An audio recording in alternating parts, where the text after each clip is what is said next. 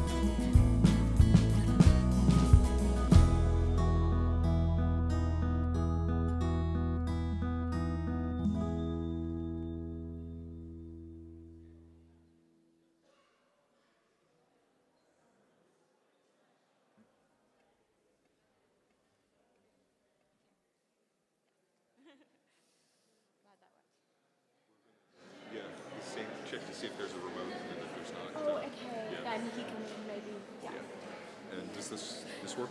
I should use this one. Okay. If that's okay, or yeah. That's fine. Yeah. Okay. Can somebody man the computer and I'll just sort of like wave? Okay. Thank you. Okay.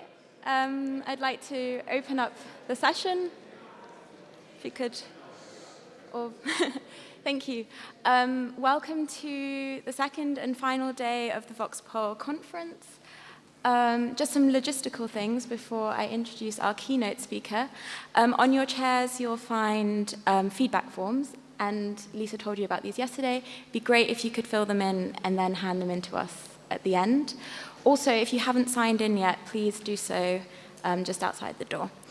But yeah, more importantly, I'm really happy to introduce our keynote speaker, our second keynote speaker for the conference, J.M. Berger. He is a fellow at George Washington University's program on extremism. He is a researcher, analyst, and consultant with a special focus on extremist activities in the US and the use of social media. Berger co-authored ISIS, The State of Terror with Jessica Stern, was published last year.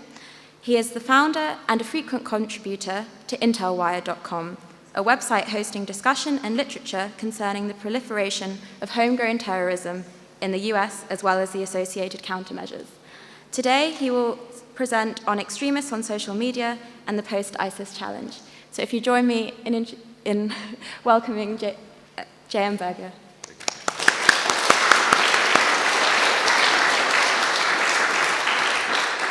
Oh, that's good. So thank you very much for having me. I want to thank Maura and Lisa and everybody at VoX-Pol's made this a great experience. You know, I was really hoping there would be something relevant in the news that I could talk about today, so I guess I'm going to have to make do. My topic is going to be the post-ISIS challenge on social media. And, you know, we've obviously spent a great deal of time and energy and money researching the innovative tactics that ISIS has brought to the social media arena. And these tactics are not unique to ISIS. They are ultimately something, ISIS has been the pioneer. They've been the first ones to really do this effectively, but they are certainly not going to be the last ones.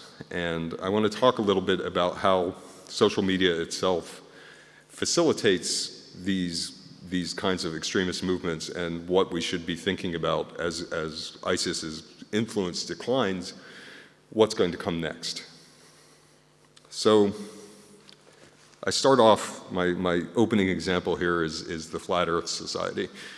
The Flat Earth Society, I'm sure some of you have heard of it, they believe what their name says, the Earth is flat. They have thousands of likes on Facebook. They have thousands of followers on Twitter. Many of these people are serious about believing the Earth is flat, even though they're accessing Twitter on a mobile phone that uses a satellite that's orbiting the planet. So the Flat Earth Society has been around for a long time. This isn't a new thing. This is a fringe belief that has lingered for many years. But what we're seeing now is that there's this kind of sudden surge of new interest in it. And I think that we can, you know, really start to think about this in terms of what social media does for communities who are outside the mainstream. So these are a few examples of fringe movements that have some kind of presence on social media. The Republic for the United States is a sovereign citizen shadow government in the US. They have 5,000 likes on Facebook. They have hundreds of members, some of whom are potentially violent, others who are just happy to clog the court system with fake documents. The American Nazi Party has 9,000 followers, and I'm going to be publishing soon a more extended look at some white nationalism and Nazi activity on Twitter. If you use Twitter, you probably run into some of that already.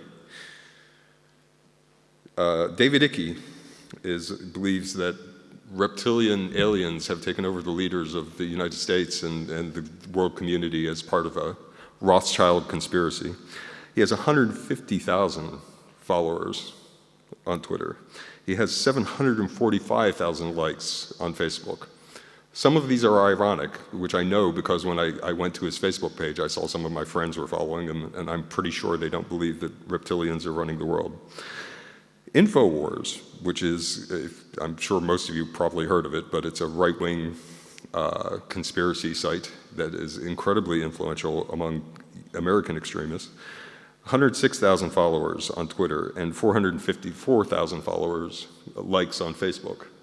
Some of those are Russian bots that are designed to pump up people who look freaky, but a lot of those people are legitimate followers who have a real interest in this. So this is a Venn diagram of the American Nazi Party, which is in turquoise, and the Flat Earth Organization, which is in pink. They both have about the same number of followers. What this shows is that they have, out of the 10,000 followers that each of these have, there are about 12 in common. So the idea that this is just like cool kids who follow freaky stuff, is not applied to this. These groups there's overlap depending on how similar somebody's beliefs are, the kind of ideology they're into, but it's not like all the stupid people. There's 10,000 stupid people on Twitter and they're all following these couple stupid accounts. They are separate groups of stupid or otherwise misinformed people who are independently pursuing their interests, pursuing their dreams.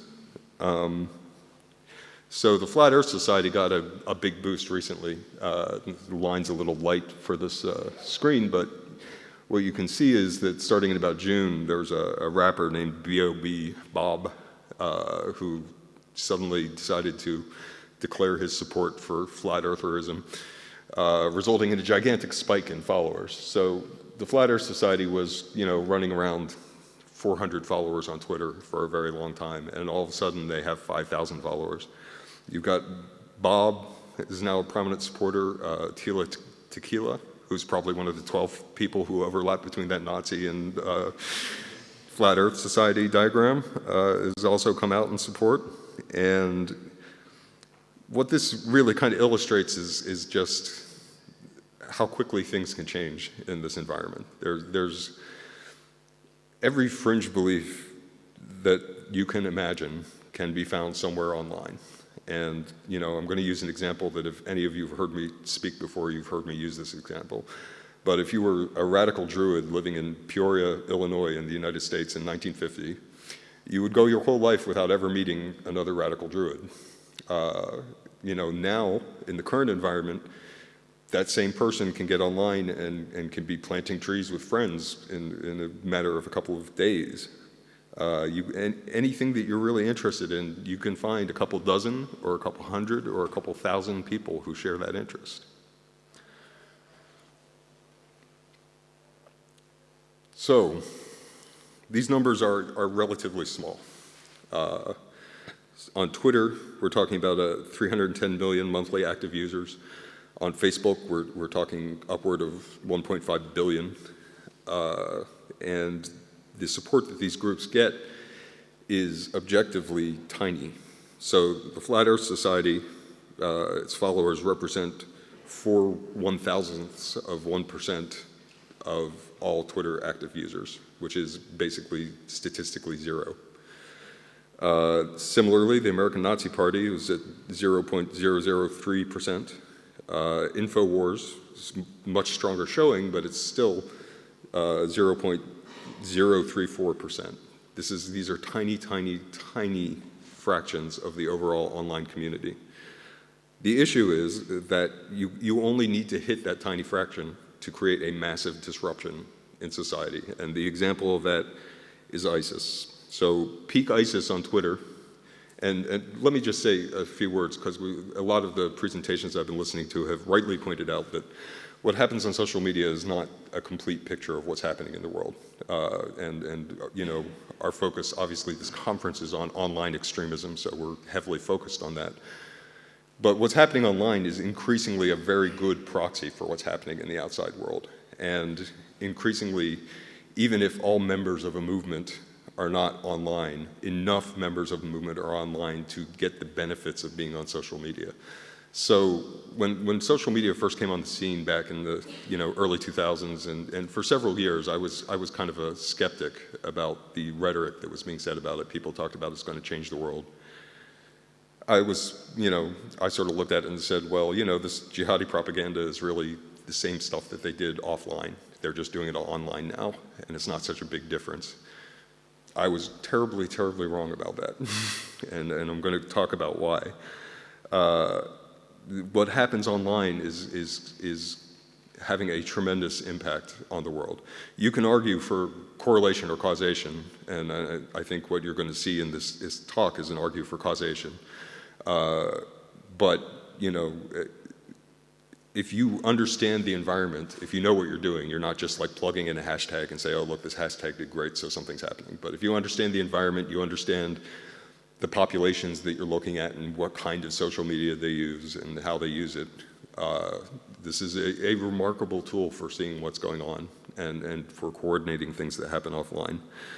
So ISIS is a really good example of this because they were really the first extremist group to take an industrial approach to social media. They created large social media teams, thousands of users, who worked in synchronized ways, starting in about 2013 and then becoming very visible in 2014. The social media piece has played a huge part in the foreign fighter flows. Some online recruiting happens, but what we see is that, especially from the West, those fighters are almost always on social media. At some point, they're going to the internet, they're going to social media to find out more about the group and to make the social contacts that let them get into the group. And ISIS has created an incredible disruption for the region and the world. And when you look at their user base on here, and this is much larger than their user base in the real world, but on Twitter, at their peak, they were about 1/100th, 1.6 100ths of 1% of the overall user base. So these tiny percentages can translate into objectively large numbers when you're talking about populations as big as this. You have a 300 million population, you have 1.5 million on Facebook, and you have 7 billion people in the world. This is a tiny fraction of any of those populations is objectively a very large number of people. And if they are acting in a coordinated manner, 10,000 people acting in a coordinated fashion can create an incredible disruption. 10,000 people in a relatively confined geographical space, like a city or a county, 10,000 people in the middle of a city protesting will shut that city down. So, these tiny percentages are translating into real world effects. So, the question is what's new here? And, as I said, my initial reading of this was, Inspire magazine came out and I said, Inspire magazine's not new. People here know this. I mean, newspaper editors didn't. But, their English language jihadi magazines been around for years. Full-colored, beautifully designed magazines, been in circulation in print in the 80s and the 90s. And it's the same for all of these different kinds of movements. So when I was growing up and I was a teenager, I read a lot of UFO books. I was really into it. I could get that stuff. I didn't have an internet, but I had a library, and the library had those books in it, and I read them, and I was really obsessed with them for a while. There's people like me who made the X-Files a success. Similarly, one thing that was read I grew up in a fairly rural area of Pennsylvania, and my friends and I like to read Soldier of Fortune magazine. So if you follow far-right movements in the United States, Soldier of Fortune is like a huge incubator of that stuff. It's nominally a magazine for mercenaries, which is why we were reading it, because we were like, 12 years old and we figured we're going to be badass mercenaries when we grow up. That didn't work out, but but there was a lot of other stuff in there. There was a lot of conspiracy theories. There's a lot of right-wing, anti-communist kind of propaganda. And, I found it. I heard about this somehow. It was on a newsstand. You could order it. The radical ideas got out. They would get out in simple, organic ways. They would get out in very organized ways. So the Afghan jihad. comparable number of fighters went to Afghanistan that had gone to Syria. Syria is now outstripping Afghanistan, but this was a significant number. It took place more slowly. It took place over 10 years instead of over 4 years. But upwards of 20,000 foreign fighters went to Afghanistan, including probably a couple hundred Americans. And the word got out through videotapes. They had videotapes. They would take them to community centers. They would take them to mosques. Abdullah Azzam, the leader of the foreign fighters in Afghanistan, came to the United States. He did tours. They did TV shows, like local cable access TV shows. They got the message out. They were able to recruit. Jonestown, is a cult that famously ended in a terrible massacre, got a couple hundred Americans out of the United States and to Guyana based on a sort of crazy ideology and led them to their deaths. No internet. In one area that I've been looking at, particularly in recent years, is sort of this anti-communist publishing houses that were operating in the United States through the 50s and 60s. So the John Birch Society, rabid anti-communist society that really incubated a lot of other domestic U.S. extremist movements. They published so much stuff, newsletters, books, their catalog is unbelievably huge. There's a company called Omni Publications that is really the key vector through which a lot of anti-Semitic conspiracy theories became popularized in the United States and in Europe in the 50s and 60s, and they still exist. They actually have a website now, and they're selling these same old books from like 1935 about the money conspiracy. So in some ways, this isn't new. Extremist groups will always go to the best technology that's available to them affordably, and they'll use it. But something's changed, right? So we all sense this. We're having conferences about this that weren't being had 30 years ago, 40 years ago. There's way more of us studying this issue now. And ISIS is really, come to be emblematic of this change as the big problem that we're all obsessed with solving and figuring out how to deal with what they're doing online. So this change comes from a couple of different factors. It's a pretty complicated arena, but there are 4 things that are really fundamentally different for an extremist group trying to recruit in the internet age. So the first is security. So, I was reading Soldier of Fortune magazine. If I had questions about, becoming a white nationalist fighter in Rhodesia, as they were often soliciting for in the pages of that magazine, I would have had to go talk to some dodgy people about that. And, people who are violent, potentially dangerous, heavily armed, people I might, 12-year-old me might have been a little nervous about doing that. In fact, 12-year-old me would have been nervous about doing that, so nervous that I wouldn't have done it. Online, you can start talking to a violent extremist without exposing yourself to physical risk. So instead of having to really take that first step into danger before you're exposed to an ideology and radicalization and recruitment and all the stuff that we've been talking about over these 2 days, you had to be committed enough that you were willing to take at least one risky step of talking to somebody who is potentially dangerous. And now you can talk to that person, freely. You can get online. You can start talking to them on Twitter. You don't have to disclose your own identity. You don't have to disclose where you are. And you can get to know the person before you take the risk. So you can get comfortable with the person on the other end of this spectrum. And that's a big deal. You're going to hear all the arguments, the same arguments you would have heard before, but your barrier to entry is much lower. So you don't have to take that physical step. Discovery. So I'm using the phrase that William Gibson popularized. It's faster than meat space. Cyberspace, you can find the people you're looking for. You have a variety of tools to locate people who share your interests. As opposed to, my radical druid in Peoria, what's he going to do? He's going to have to go to Ireland, to find somebody who's likely to share his interests. Now you get online, and if you find one account that shares your interests, then Twitter and Facebook and Google will recommend lots of other stuff that reflects that. So if you create a Twitter account, follow one jihadist, it will give you 20 jihadist recommendations. You don't even have to do the work yourself. It will be served up to you. So discovery is radically different than it used to be.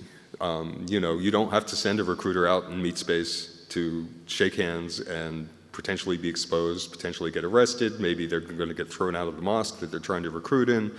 All these complications just suddenly fall away, and the process of finding people who share your interests has become dramatically, exponentially simpler. Remote intimacy. This is something that I sort of experienced myself and really started to appreciate after I was corresponding with Omar Hamami, the American who joined al-Shabaab. I had interviewed him initially because he broke with al-Shabaab and he was, mounting a criticism of them, and I wanted to find out more about that. So I interviewed him on email, and then he got onto Twitter to promote his plight that al-Shabaab was going to kill him for speaking out. And he, was repeatedly trying to engage with me on Twitter, so finally I didn't want to talk to him in public at first because I didn't want to publicize his, ideology. So I started direct messaging with him, and this continued for almost a year, intermittently, but pretty consistently. And so at some point in this process, I realized, there's a human being on the other side of this, and I feel like I know this guy. And it's not the same as knowing somebody in real life, but it feels the same. I have colleagues who I work with online who I've met in the real world once or twice, but I talk to them online every day, and there's a feeling of intimacy with them. I feel like I can trust them. I feel like I know them. So you don't have to be in the same place as the recruiter or the fighter or the person who has the ideology. You can feel a really intimate relationship with somebody over social media. In some ways, it can feel a little more intimate than real. When you're talking to somebody on Twitter, on direct messages, on talking to somebody on Telegram, how they look doesn't matter, how they smell doesn't matter, whether they're, leaning in too close or standing too far back.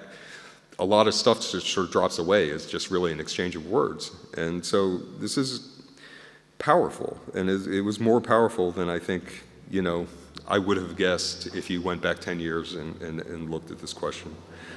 And then finally, the speed of contagion. So I think that this is something that we're only really beginning to see and understand. And the example I like to think about in this is if you look at early Christianity, in the very earliest days of Christianity was very apocalyptic orientation to its religion. Can you still hear me over the construction? So Christianity, if you look at the earliest scriptures, the earliest things that were written, it's very apocalyptic in nature. And it spread for what at the time was a very fast pace around the Middle East and into Rome. But fast for its time was about 3 centuries. And in that 3 centuries, a lot of things can happen. So there were pressures to moderate, essentially. The apocalyptic piece started to fade because there were a lot of people who expected the end of the world was coming in 45, 50 AD. When that didn't happen, things had to adjust. You started to get social structures around it. You started to have bishops. You had constituencies that were arguing about exactly what do we believe and what are our practices. And eventually you had a authority figure who came in and sort of consolidated everything. So the ideas spread very quickly for the day, but not faster than the ideas could evolve. So even as the ideas are spreading, they're evolving. And to some extent, this is like the game of telephone, right? So, you whisper something in a person's ear, they whisper it to the next person, you go across the room, and it's completely different when it gets out on the other end. All this oral transmission over long periods of time naturally causes changes in the topic that's being discussed. ISIS comes up with its version of this ideology, which has gone through some evolution in the years prior to this, but the version that ISIS presented was able to spread globally much faster than it could change. So in its original form, it's everywhere suddenly. So there's the evolutionary process, which I think, there are people here who are probably better qualified to comment on this than me, but I think that, the evolutionary process is going to push toward moderation and sustainability. I mean, evolution fundamentally pushes toward sustainability. And ISIS was able to spread globally in 2 years with virtually no evolution. So what we have is that ideas are traveling much faster than they can evolve, and that favors fringe ideas.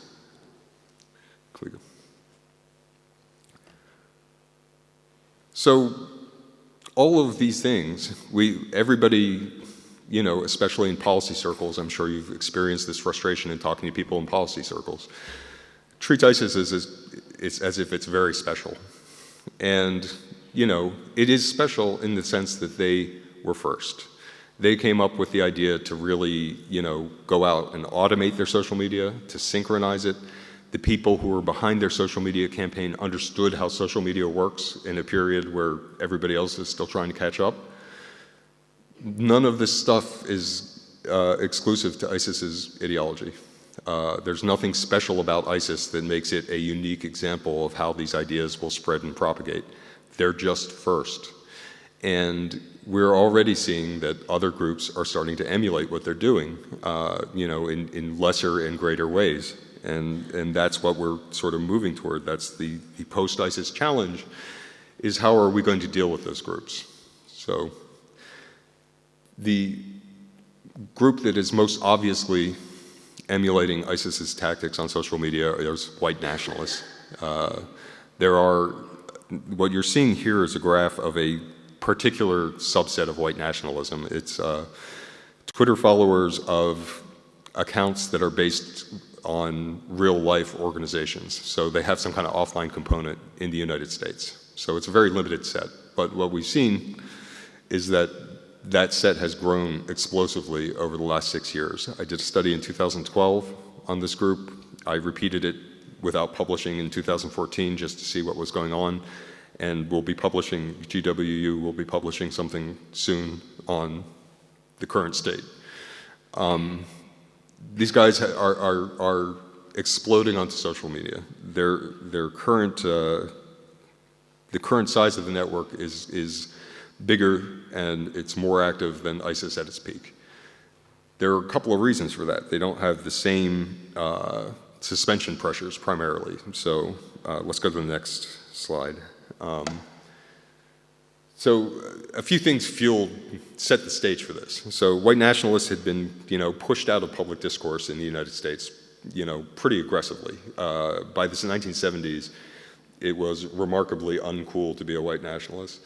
In the 80s and the early 90s, they tried to rebrand themselves as neo-Nazis and skinheads and try and recapture some coolness. And they were the ISIS to, Ku Klux Klan was Al-Qaeda and neo-Nazis were ISIS.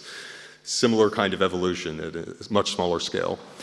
But they really couldn't get any traction because, a lot of these values had just been completely pushed out of the mainstream. So a lot of that suppression of that content originated with the mainstream media. Mainstream media was more progressive than the regular population. They started putting out content that said, made a judgment about racism. You had Archie Bunker and the Mod Squad and, a million different things, a million different ways that message was reinforced. If you were a neo-Nazi, you were not going to get a TV show. So the only TV show about Nazis that was succeeding in this period was Hogan's Heroes, and that was an aberration. The news, which is the most important part of a political movement, is access to news. And the news was dominated by people who were opposed to white nationalism. So these gatekeepers really forced the movement into the shadows. They were required to do their business in secret. They would hold camping trips in the South, And they started using the internet in its earliest form. So they had bulletin boards, dial-up bulletin boards back in the 80s. And they had a lot of, they basically followed every trend. So they got onto forums, message-protected forums. They got into any online function that they could find, and all of that stuff is great, but it's only you're talking to a closed community. It's really just the people who are going to bother to sign up for Stormfront is who you're talking to. You're not reaching a wider audience. So when we think about how this is going to affect things going forward, it may dismay you to hear this, given that everybody here has been working on this problem for years and experiencing great frustration. ISIS is the easy problem. So ISIS was doing its work at massive volume, so it's easy to detect, and it pushing the boundaries of the terms of service, both in the types of content they use and the types of activity they took part in, the automation they used. They're breaking the rules left and right. Getting these guys off of social media is a relatively easy task because they're breaking the rules. They're putting out incredibly graphic and violence. They're making specific threats of violence, but most importantly, they have no base of support in any mainstream society. Even in Saudi Arabia, there's not a mainstream base of support. So nobody in Saudi Arabia is going to march down to City Hall with protest signs saying, please don't suspend ISIS on social media. Some of them will resent it privately, but they're not going to do it in public. There is no constituency for ISIS.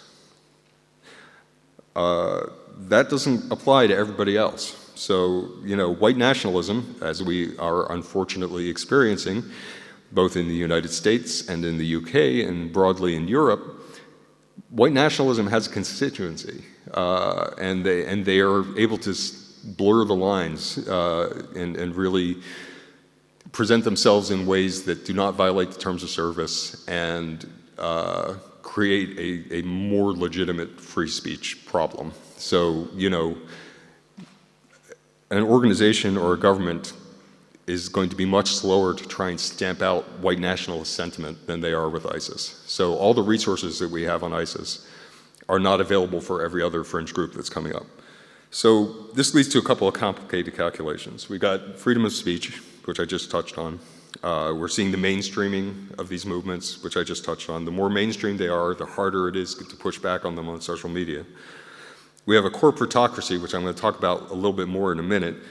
That just means that the decisions about what is acceptable speech are being made by companies and largely not by societies. And we have a bias in enforcement. So ISIS, if you're an ISIS supporter at this point, you're on social media, you're living in fear. You're going to be gone any minute. And if you're a white nationalist, you have to be pretty egregious to get off. Next slide, please.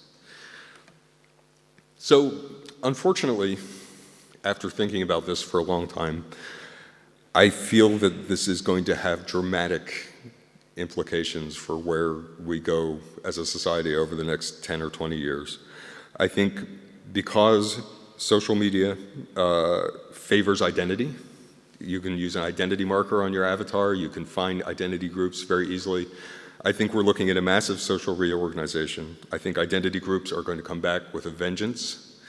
It is going to be difficult to stop them because when you are focused on an identity group or an extremist belief, you're a monomaniac, and social media structurally favors monomaniacs. They favors people who will go on every day and tweet the same thing every day and bother people and not be discouraged. So there's a huge structural bias toward people who have these fringe views and antisocial views. And so we're entering an age of what we're seeing with ISIS is a super empowered super minority.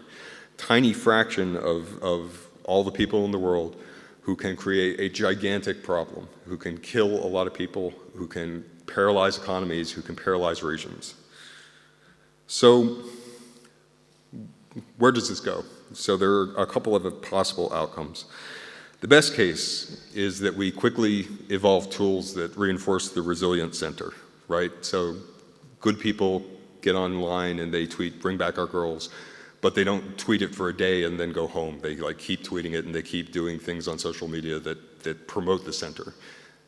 I don't think that's likely to happen, but it could. Another thing that could happen is that new social platforms will arise that are structured differently, that don't reward monomania in the same way. That's somewhat more possible. Regardless, there's some of these effects I'm going to talk about we're still going to see at least for a while, because this isn't going to happen overnight. We're going to have to get lucky, and it's going to take time. The worst case scenario is that we're going to see mass migrations along identity lines, religion, race. We're going to see people do what they're doing with ISIS, is they pick up and move, and they go and gather in physical meet space with people who share their ideas that they were able to find online. And again, it's micro percentages. It's like 0.001% of all white people decide they're going to move to the Pacific Northwest and start a white supremacist paradise. That's a huge disruption. That's a huge, huge problem. So, I mean, it's going to push towards separatism. We're going to see escalating violence as these movements become more empowered, and also as they push back on each other. And we're going to see wars and revolutions, because foreign fighters always bring terrible, terrible problems in the places they go. The middle road would be we make sporadic progress with occasional viral outbreaks of extremism. So ISIS is one viral outbreak. The rising tide of white nationalism is another. But ultimately, we're sort of like making progress, and we manage to diffuse these situations before they turn into all-out wars, civil wars. We get skirmishes instead of gigantic battles. In the middle road, we get these outbreaks concurrently instead of we get them consecutively instead of concurrently. So we have one problem, and then we move on to the next problem. And then we move on to the next problem. Instead of 10 problems popping up at the same time, let's see a show of hands how many people think we're going to get lucky and have them be one at a time. Anybody? Yeah. So the middle road is not, we can hope for it, but I'm not optimistic. I think we're probably going to be looking at the worst case scenario. So that brings us to the final point, which is that how do we deal with this? How are we going to go about countering this problem and understanding it? And the first big obstacle, and really the biggest obstacle, is that social media is a corporatocracy. So we're not talking about a real public square. These are companies that own these platforms and control what's on these platforms. And they carry out enforcement against the users of these platforms every day in volumes that they do not disclose, and for reasons that they do not disclose. So we don't know how many people get suspended on any given day on any of these platforms, and we don't know why. And we don't know the demographics of who's being suspended and whether there's some kind of bias at play in there. This is a tremendous challenge in trying to come up with this broad solution to this problem. White nationalists may have an easier time of it than black nationalists. I'm guessing, if you tried to put in some kind of enforcement policy against each of these groups, I'm guessing that black nationalists would probably have a harder time keeping their accounts online, and there are a variety of ways that bias can creep into this. So nobody wants a world where, Google, Facebook, and Twitter are deciding what's acceptable morality and what's acceptable speech. But that's the world we have. And as these platforms become increasingly important, increasingly part of the public discourse, this problem is only going to get worse. They also operate in global jurisdictions, so different countries have different standards. This gets to be an incredibly complicated problem. None of these companies want to work with government in a really active way for reasons that are laudable, but it's still, when you sit down and we're going to try and figure out how to solve this problem, that's a real challenge. So ultimately, there is no obvious solution at this time to all of this, and that's why I tend to think we're going to see the worst case scenario. I think we're in for a rough 10 years with a lot of violence and a lot of turmoil, and I think the best thing we can do is not be surprised by it. So this is why I'm being the prophet of doom today. So would now be happy to take some questions.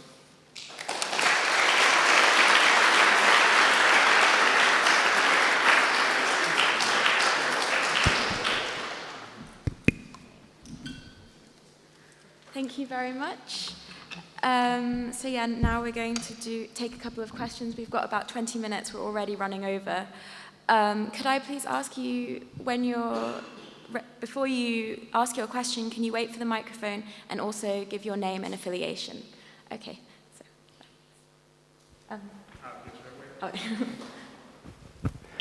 Yeah, thank you. Michael Fürstenberg from the Max Planck Institute in Halle in Germany. You mentioned, or you showed that other extremist groups are now learning, obviously, from the ISIS that was like the first who did this as an innovative behavior, and you mentioned white extremist groups. And I would more specifically question about the Al-Qaeda. So what did, the broader jihadist movement, so to speak, so what did they learn, and are they certainly maybe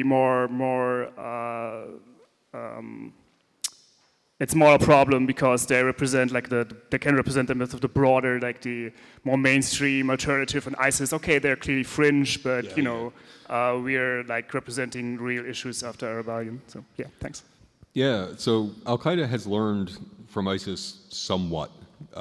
They have taken tentative steps to sort of use some of the same techniques that ISIS has used in terms of automation, in terms of synchronization.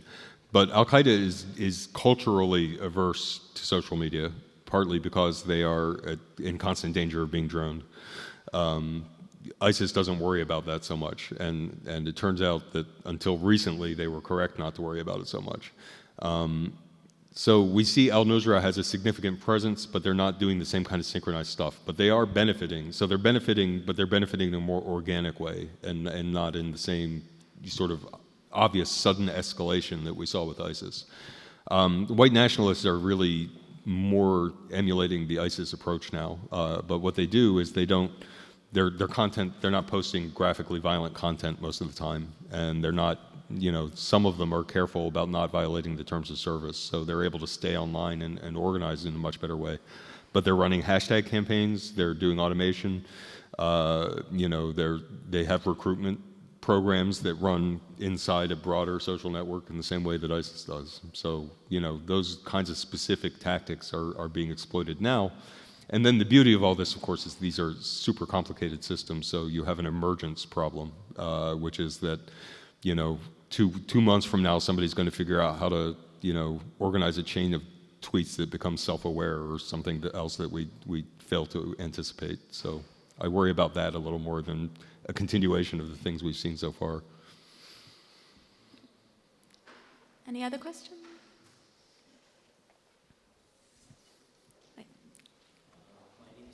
Oh. Moin Khawaja from DC University.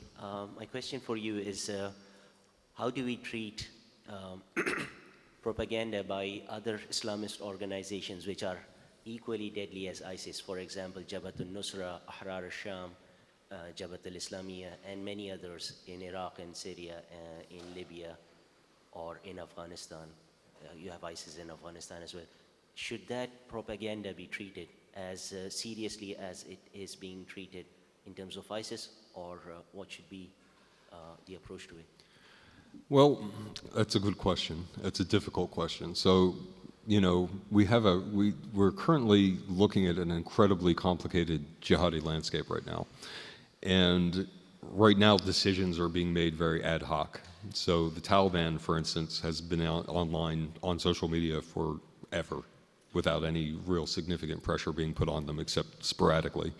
Jabhat al-Nusra is in the position of being part of this rebel coalition, and so there's some ambivalence in the Western governments about what are we going to do about it, whereas in the Gulf governments are completely enthusiastic about Jabhat al-Nusra. Al-Nusra could also break with Al-Qaeda. This is obviously, anybody who follows Al-Nusra knows that every 2 weeks there's a story saying that they're going to break with Al-Qaeda, and it never happens. But it's a logical move for them, and you kind of have to think that sooner or later that's probably going to happen. So then what do you do with them? Do we draw the line there? Do we draw it at Ahrar al-Sham?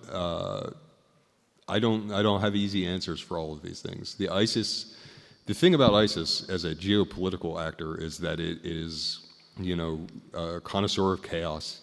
It is actively trying to disrupt everything in the region and everything outside of the region in ways that are so aggressive that you can't tolerate them, which is why they have gotten the crackdown that they have.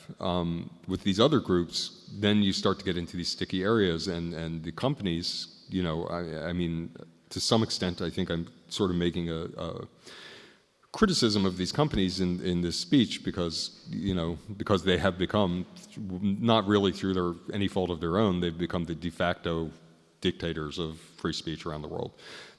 Companies don't like gray areas, so ISIS is easy, Jabhat al-Nusra is harder, al-Sham is harder still, and each of these things that comes up, I think that it's going to be more and more difficult to do a suppression campaign like has been done against ISIS. So I think that, it'll depend on what kind of propaganda they're putting out and what they're doing, but, there's no formula for this, I think, that you can apply to these new generation of other extremist groups that are going to be using the medium. Marcel?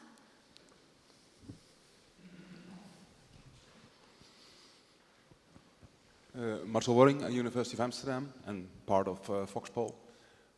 So you're indicating it's only a very small part of the social media, it's 0.002%. That's still a huge amount of data, a lot of unstructured data. So how do you deal with that?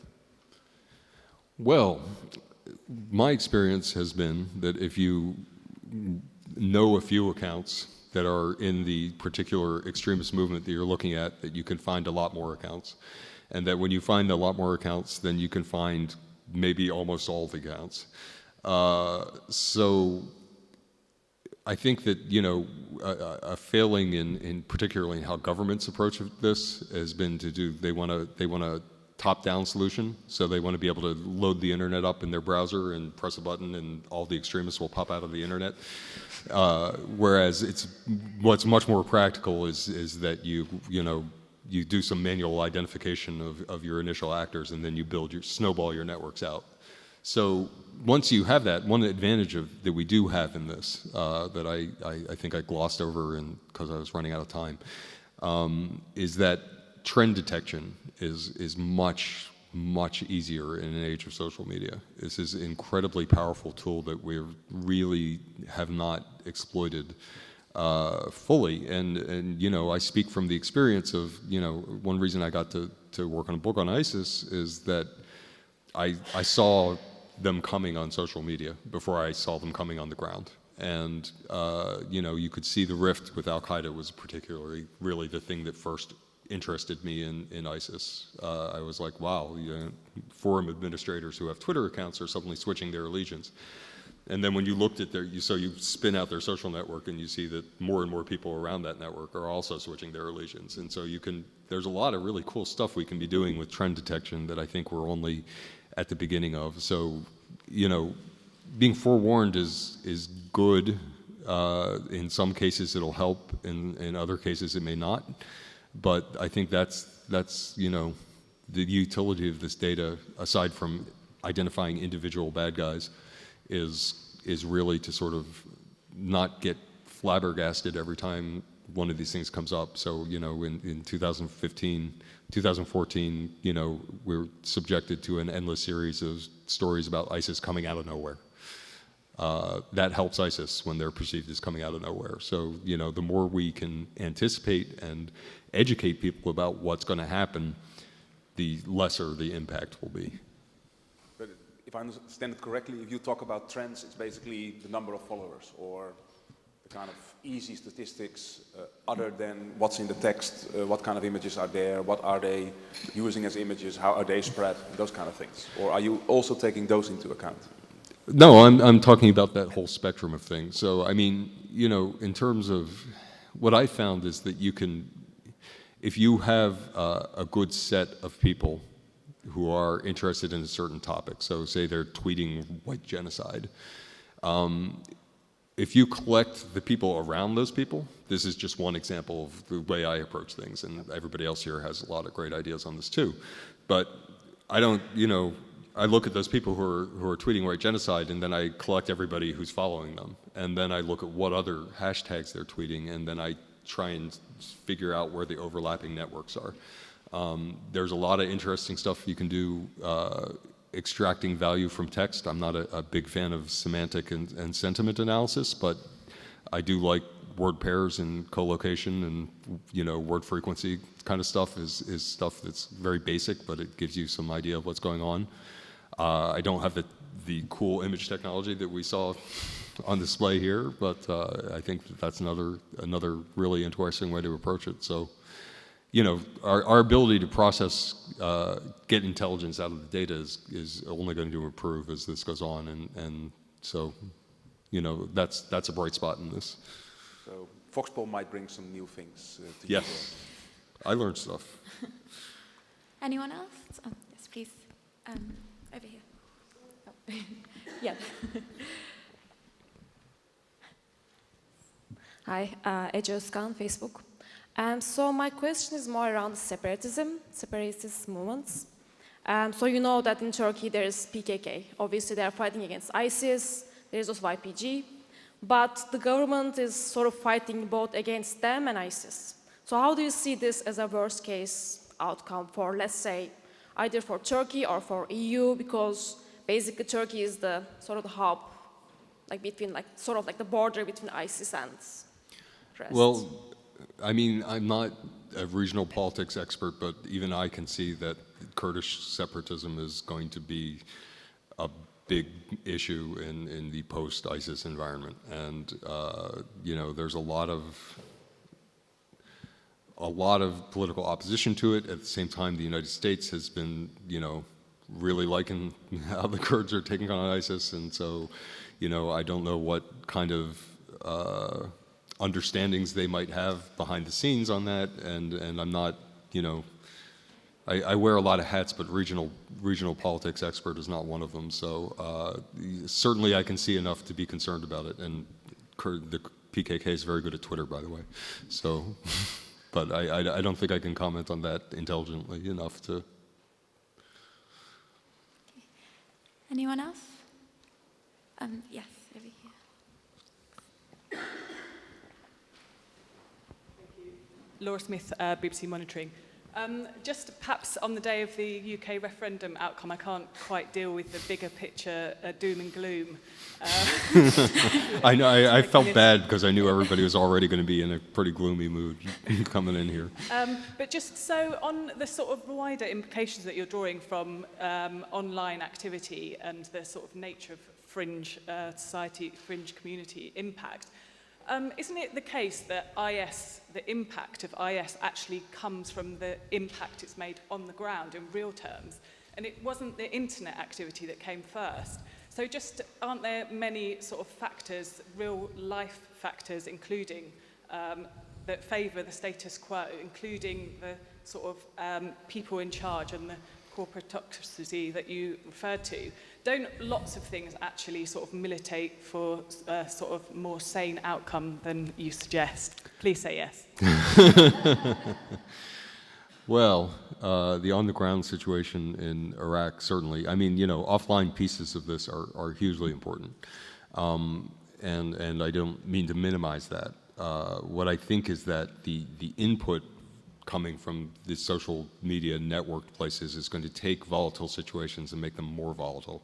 And I think you can make a pretty good case for that with IS. I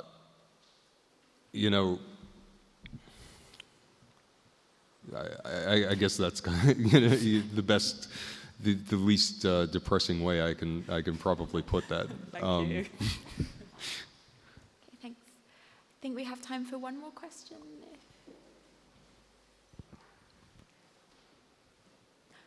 Oh.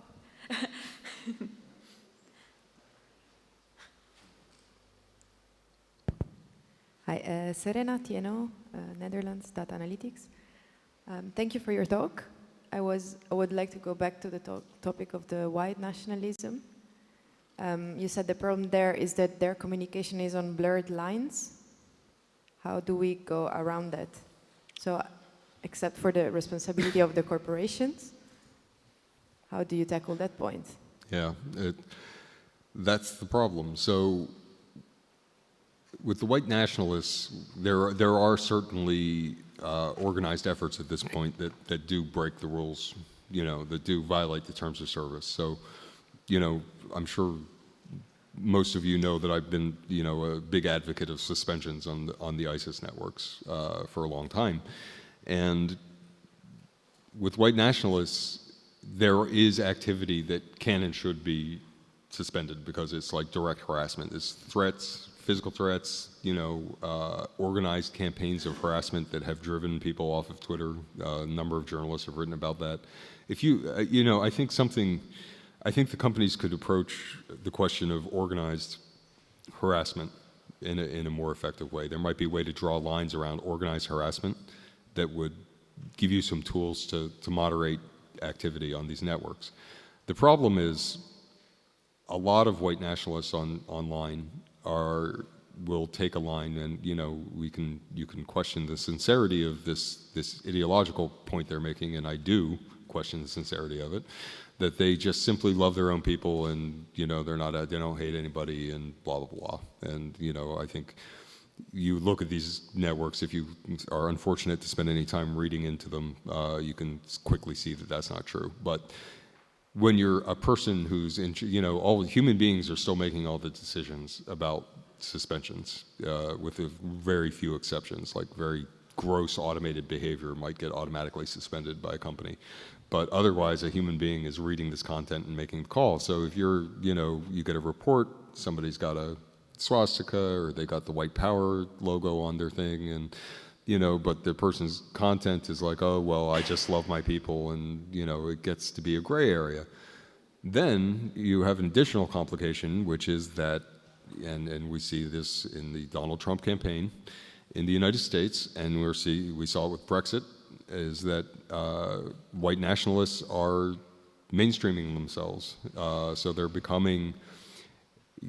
leveraging issues that are close to them to become part of the mainstream conversation. And then you get into the question of, so we already are uncomfortable, right, with Facebook, Google, and Twitter being the morality police. Are we uncomfortable with them doing social engineering? Are they, because that's the next thing. It's like, when are we drawing the line between stopping a violent extremist group and socially engineering communities to make a better world in their vision of it? And any fan of dystopian fiction will tell you that it never ends well. So I don't have the answers to that. I have the questions, and I'm throwing them out here to this group of smart people, and hopefully see some more conversation about this that will help inform my own thinking. Okay, thank you very much for the questions and your attention.